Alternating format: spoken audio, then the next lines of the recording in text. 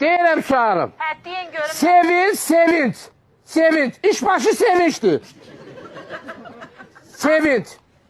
Sevinç, Tural və Elçin gecə saat 2-də meşiyə göbələk yığmağa getmişdilər. Bəlkə də iş göbələk addır bəlkə də. Tural 15 dənə, Elçin 18 dənə göbələk yığmışdı.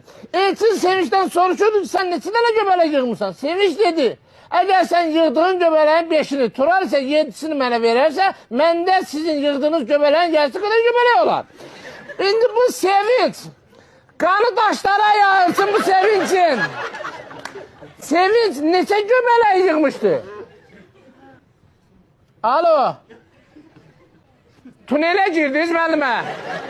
Bax, problemimiz budur da, bax, problemimiz budur. Uşaqlara belə suallar verirlər.